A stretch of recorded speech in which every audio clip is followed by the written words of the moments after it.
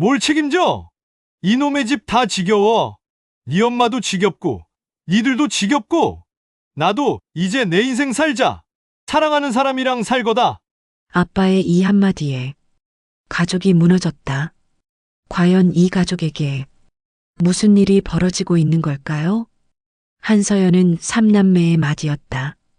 큰 책임감을 안고 자라났다. 아버지 한상도는 언제나 우리 집은 내가 책임진다고 말하던 사람이었고, 가족은 그 말을 믿고 지켜왔다. 그의 목소리에는 자신감이 있었다.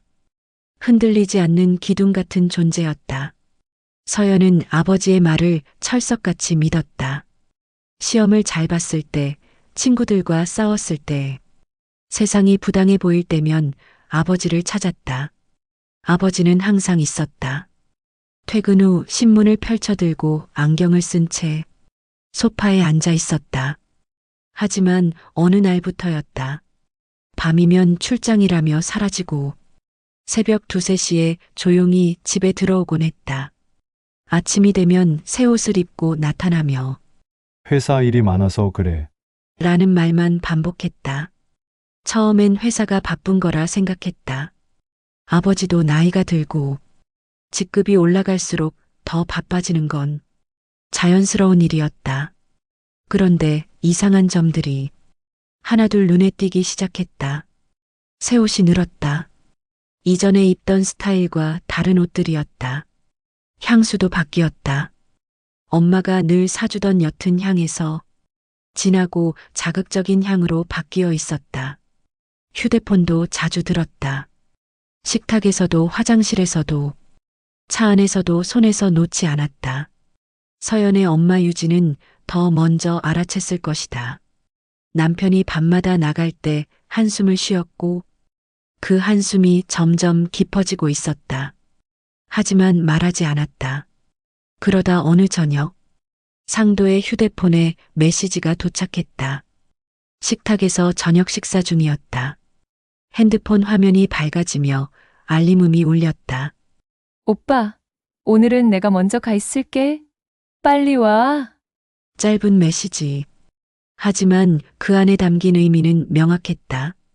아무도 말하지 않았지만 모두가 이해했다. 서연의 엄마 유지는 그 메시지를 보고도 믿지 않으려 했다. 자신의 눈이 잘못 본 걸 바라며 고개를 돌렸다. 설마 그럴 리가. 내가 잘못 본 거겠지. 하지만 그녀는 진실을 이미 알고 있었다. 그저 인정하고 싶지 않을 뿐이었다. 서연은 그때 처음 알았다. 엄마가 모르는 척하는 데에는 이유가 있었다는 걸. 모르는 척하면 현실이 아닌 것처럼 느껴지는 시간이 있다는 걸. 그 시간 동안 엄마는 자신의 마음을 준비하고 있었던 것 같다. 가장 끔찍한 진실을 받아들이기 위해서. 진실이 드러난 건 가족이 모여 조촐한 생일 케이크를 자르던 날이었다. 서연의 막내 동생 한준호의 중학교 입학 축하 케이크였다. 촛불을 끄는 준호의 얼굴이 환했다. 어쩌면 마지막 일 수도 있는 그런 행복이 그 순간에 있었다. 그때였다. 아버지의 휴대폰 화면이 또다시 밝아졌다. 휴대폰에서 알림음이 울렸다. 자기야, 나 보고 싶지 않아? 어제 너무 좋았어. 순간 집안이 얼어붙었다. 모두의 눈이 상도에게 향했다. 그의 얼굴은 창백해졌다. 핸드폰을 들고 보는 그의 손가락 끝까지 흔들렸다. 아무도 말하지 않았다. 하지만 그 침묵이 모든 것을 말하고 있었다. 유진은 천천히 케이크 칼을 내려놨다. 동생들 앞에서 어떻게 반응해야 할지 몰랐다. 그저 입술을 깨물고 있었다. 문제를 더 복잡하게 만든 건 곧 드러난 또 다른 진실이었다. 불륜녀 박미라에게는 17살 딸이 있었다. 그리고 상도는 그 딸에게 과하게 경제적 지원을 하고 있었다. 월급에서 떼어낸 돈이 그곳으로 흘러들어가고 있었다.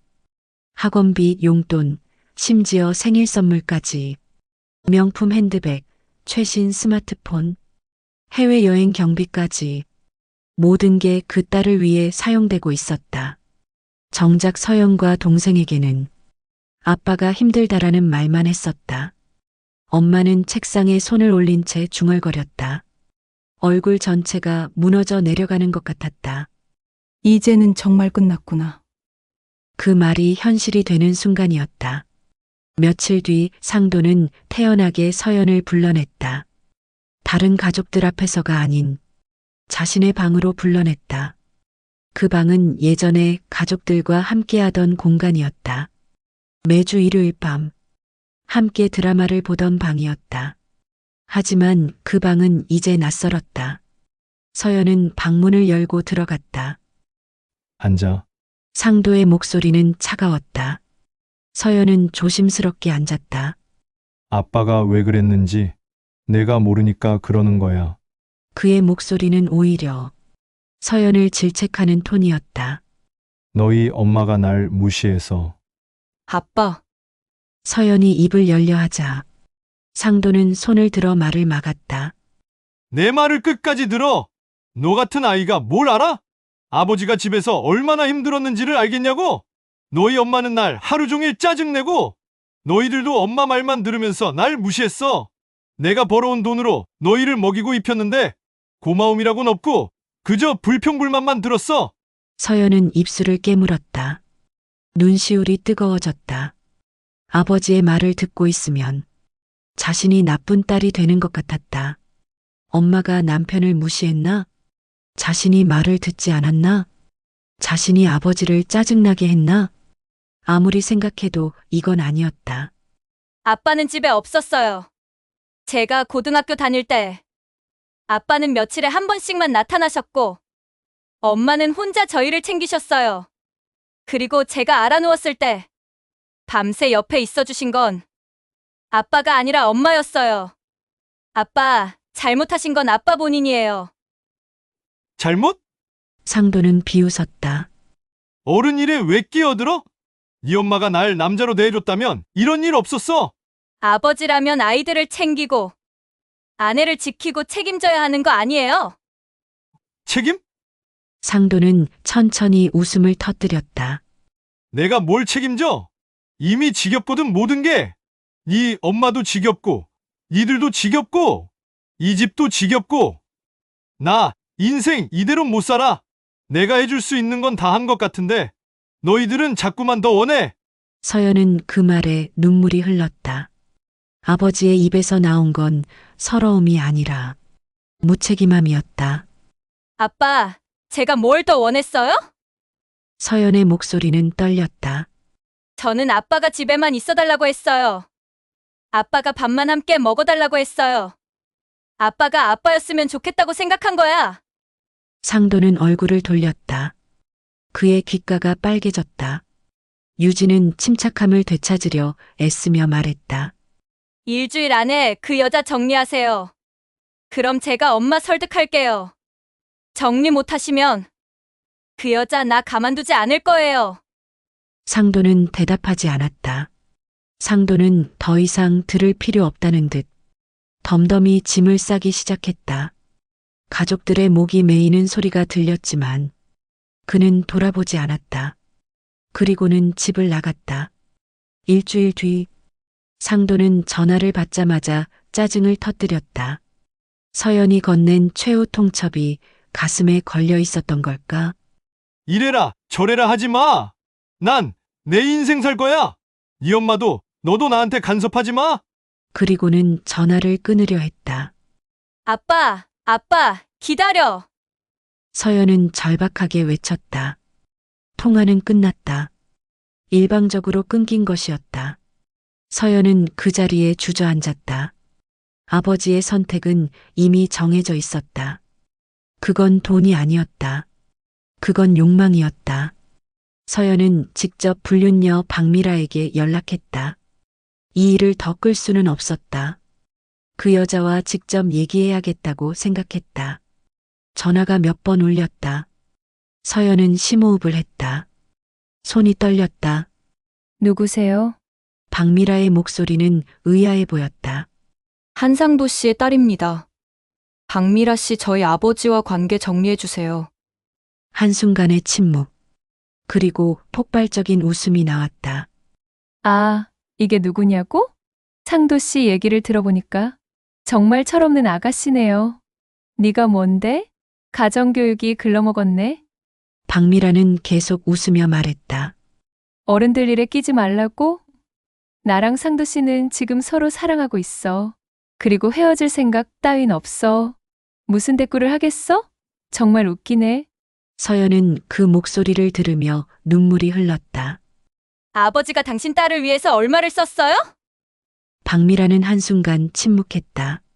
제 계산으로는 거의 1억이 넘어요. 빌라 전세금, 학원비 용돈, 명품 모두 다요. 왜 당신 딸 학원비는 챙겨요? 서연의 목소리는 떨리고 있었다. 이년이 뭐라는 거야? 박미라의 목소리가 날카로워졌다. 상도 씨가 날 도와준 건 당연하지. 그리고 내 딸도 당연히 도와줘야지. 네가 뭘 알아? 상도 씨가 가정에서 얼마나 고통받고 있었는지를. 나는 그분에게 진정한 위로를 줬어. 그게 뭐가 잘못됐어? 진정한 위로요? 그건 불륜이라고 불러요. 그리고 당신 딸은 사기꾼처럼 보여요. 서연이 목소리를 높이자 박미라의 톤이 더 포악해졌다. 뭐, 이 버릇 없는 년아. 우리 딸은 착한 아이야. 상도 씨도 우리 딸을 진심으로 사랑하고 있어.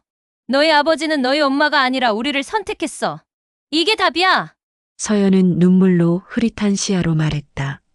당신은 진짜 나쁜 사람이에요. 그래, 나쁜 사람이지 뭐. 하지만 행복해. 너희 아버지 때문에 행복해. 그리고 상도 씨는 이제 당신들 같은 가족은 필요 없어. 당신도 엄마도 필요 없어. 서연은 전화를 끊었다. 손이 계속 떨렸다. 뒤이어 친가에 연락을 돌렸다. 소식을 들은 어른이 중재하려 했지만 박미라의 태도는 오히려 더 공격적으로 변했다. 친할아버지가 직접 전화를 걸었다. 아들을 위해서였다. 상도야, 이게 뭐 하는 짓이냐? 제발 가족들을 생각해라. 하지만 상도는 아버지의 말을 듣는 척만 했다. 저도 이 나이에 행복할 권리가 있어요. 더 이상 희생하고 싶지 않아요. 아버지, 저는 이 여자와 함께 있을 때 행복해요. 이제 어른들의 중재도 의미가 없었다. 상도의 결정은 이미 나 있었던 것 같았다. 상도는 집에 오지 않기 시작했다. 한 달이 지났다. 집에 남은 건 엄마 유진과 서연과 두 동생뿐이었다. 생활비 1원도 들어오지 않았다. 그럼에도 엄마는 아빠가 돈을 보낼 거라고 믿었다. 조금 있으면 정신 차리겠지. 좀 지나면 연락 올 거야 라면서. 하지만 2달이 지났을 때도 아무것도 들어오지 않았다. 엄마는 알바를 시작했다. 낮에는 출근을 하고 밤에는 편의점 야간 알바를 시작했다. 몸이 겹겹이 힘들었지만 아이들을 먹이고 입혀야 했다. 서연은 엄마의 얼굴에 떨어지는 눈물을 봤다. 야간 알바를 마치고 새벽에 돌아온 엄마는 욕실에 들어가 울고 있었다. 소리 없이 울고 있었다. 서연 역시 동생들 뒷바라지하느라 하루가 모자랐다. 직장에서 퇴근한 후 집에 오면 저녁을 준비했다. 민지는 대학 과제와 알바로, 준호는 학교와 학원으로 바빴다. 서연은 모두를 챙겼다. 엄마 역할도 하고 아빠 역할도 해야 했다. 그때였다. 상도에게서 처음으로 연락이 왔다. 서연의 휴대폰으로. 서연아, 너희 엄마한테 말해. 이혼해야 할 것 같아. 그 문자는 마치 누군가 다른 사람이 쓴 것 같았다. 차갑고 진심이 없었다. 서연은 즉시 상도에게 전화를 걸었다. 아빠가 뭘 하는 거예요? 뭐 하는 게 아니고 사실이야. 난 이혼하고 싶어. 그럼 우리는요? 우리 엄마는요? 그건 너희 엄마가 생각할 문제지. 난 더 이상 가정에 묶여 있고 싶지 않아. 그럼 생활비는요? 우리는 뭐 먹고 살아요? 상도는 한순간 침묵했다. 너희가 얼마나 힘들어하는지 그게 뭐 내 책임이냐고. 난 이미 충분히 했어. 충분히요? 아빠, 당신은 뭘 했어요? 뭘? 서연의 목소리는 비명에 가까워지고 있었다. 아, 정말 이렇게까지 할 말이 없네. 변호사를 선임할 거야. 이혼 소송을 걸 거고. 넌 그냥 묵묵히 받아들여. 법적으로 진행될 거니까. 너희가 어떻게 생각하든 상관없어. 이혼 소송이요? 아빠는 자기 잘못을 모르세요? 내가 뭘 잘못했어? 나 혼자만 나쁜 사람인가? 너희 엄마도 문제가 있었고, 너희들도 문제가 있었어. 근데 왜 내가 일방적으로 나쁜 사람이야? 그 말에 서연은 울음을 터뜨렸다. 지금 뭐라고 하는 거예요? 엄마를 배신했고, 우리를 저버렸고, 1억 넘게 다른 여자한테 썼잖아. 그 여자의 딸 학원비, 그 여자의 빌라. 모든 게 우리 돈이었어요. 우리 엄마가 밥 못 먹고 있는데, 당신들은 명품 구경하고, 그래. 내가 나빴어. 하지만 이제 더 이상 너희 때문에 내 인생을 망치지 않을 거야. 이혼 동의서에 서명해. 변호사가 보낼 거야. 상도는 이렇게 말하고 전화를 끊었다. 서연은 엄마에게 말했다. 차라리 엄마가 먼저 알아야 할 것 같았다. 유진은 아무 말도 하지 않았다. 그저 부엌에 앉아 있었다. 며칠 뒤 상도의 변호사로부터 공문이 왔다. 이혼 소송, 양육권 및 양육비 분담, 재산 분할. 상도는 모든 것을 쟁취하려고 했다. 아이들의 양육권을 나누고 자신이 월급의 일부만 내겠다는 주장. 이혼 소송은 예상보다 훨씬 복잡해졌다. 상도는 아이의 양육권을 요구했다. 특히 막내 준호를 자신이 키우겠다고 선언했다. 사실 아무도 준호를 원하지 않는다는 걸 모두 알고 있었다. 하지만 유진을 괴롭히기 위해 그걸 무기로 삼은 것이었다. 법정에서 상도는 자신의 아내가 정신질환이 있다고 주장했다. 그 증거로 제시한 건 엄마가 밤에 자지 못하고 울던 메모장이었다. 아버지가 집에 오지 않던 그 시간들 동안 엄마가 써내려간 글들이었다. 제 아내는 정서적으로 불안정합니다. 아이들을 제대로 보호할 능력이 없습니다. 상도의 말은 마치 진실인 것처럼 법정을 가득 채웠다. 서연은 법정 방청석에 앉아 아버지의 거짓말을 들었다. 그 거짓말이 통할 수도 있겠다는 생각에 온몸이 떨렸다. 서연은 사설 탐정을 고용하기로 결심했다. 아버지의 재산 현황을 파악하기 위해서였다. 그것이 유진이 이혼할 때 정당한 재산 분할을 받을 수 있는 근거가 될 것이라고 생각했다. 조사 결과는 충격적이었다. 상도는 박미라를 위해 투자회사를 설립해놨다. 그 회사의 명의상 대표는 박미라였지만 실제 자금은 모두 상도의 월급과 퇴직금, 그리고 집 담보대출금으로 이루어져 있었다. 그가 회사 일이 많다고 했던 그 시간들 동안 벌어진 일이었다. 더 충격적인 건 그 투자회사가 사실 불법 다단계 판매 회사라는 것이었다. 박미라는 그 회사의 마진금을 챙기고 있었다. 상도가 넣은 돈이 어떻게 새집 구입비로 쓰이고 명품 구입비로 쓰이고 있었다. 상도는 자신도 모르게 범죄에 공모하고 있었던 것이다.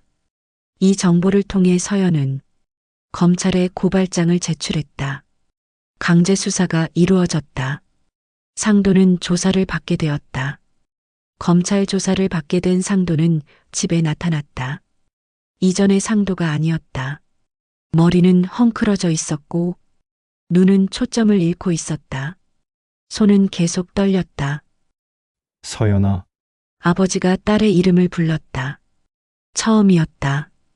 그동안 아버지는 서연을 단지 간섭하는 딸 정도로 취급했다. 하지만 이제 그의 목소리에는 울음이 섞여 있었다. 아빠를 고발한 게 너냐? 서연은 대답하지 않았다. 대답할 필요가 없었다. 상도는 소파에 쓰러졌다. 이전의 당당함은 온데간데 없었다. 남은 건 초라함뿐이었다. 내가 뭘 잘못했다고. 그 말에 서연은 소리쳤다. 뭘 잘못했다고요? 엄마를 배반했고, 우리들을 저버렸고, 불법까지 저질렀잖아요. 지금도 자기 잘못을 모른다니요? 아버지는 대답하지 못했다. 그저 고개를 숙였다. 유진은 부엌에서 나왔다. 남편의 모습을 보고도 표정을 바꾸지 않았다. 그녀는 이미 모든 감정을 소진했다. 당장 나가. 당신은 이 집에 있을 자리가 없어. 상도는 집을 나갔다. 오랜 싸움 끝에 이혼이 확정되었다. 유진은 아이들과 함께 작은 집으로 이사했다. 새 집은 좁았다. 하지만 어둡지 않았다. 햇빛이 잘 들었다. 창문마다 살랑이는 커튼과 함께 엄마는 계약금을 낼 때 한 번 울었다. 그것만으로도 자신이 이겨낸 것 같다며 서연은 자신의 방을 정리했다. 책장에 책을 꽂고 벽에 사진을 붙였다. 새남매와 엄마와의 사진들. 아버지와의 사진은 넣지 않았다. 더 이상 필요 없었다. 준호는 아버지를 만나지 않았다. 판결된 양육기간도 지키지 않은 상도였다. 준호는 그 사실에 상처받았지만 결국 그럴 거라는 걸 이미 알고 있었다. 3년이 지났다. 서연은 더 이상 단지 큰 딸이 아니었다. 그녀는 한 집안의 기둥이 되었다. 직장에서 승진했고 엄마를 도울 수 있는 형편이 되었다. 여전히 엄마와 동생들을 생각했지만 이제 자신의 삶도 살고 있었다. 가족이란 무엇인가? 혈연으로 연결된 것만을 뜻하지는 않는다. 가족이란 함께 견디고 함께 울고 함께 웃는 사람들이다. 한 사람이 무너질 때 다른 사람이 일으켜 세워주는 사람들이다. 한서연의 가족은 완벽하지 않았다. 가장이 사라졌고 생활은 힘들었고 많은 것들을 잃었다. 하지만 그들은 뭔가 더 중요한 것을 얻었다. 서로를 신뢰하는 것, 함께라면 견딜 수 있다는 것, 그리고 사랑이 단순한 감정이 아니라 실천이라는 것을, 그리고 그들의 이야기는 계속된다. 앞으로도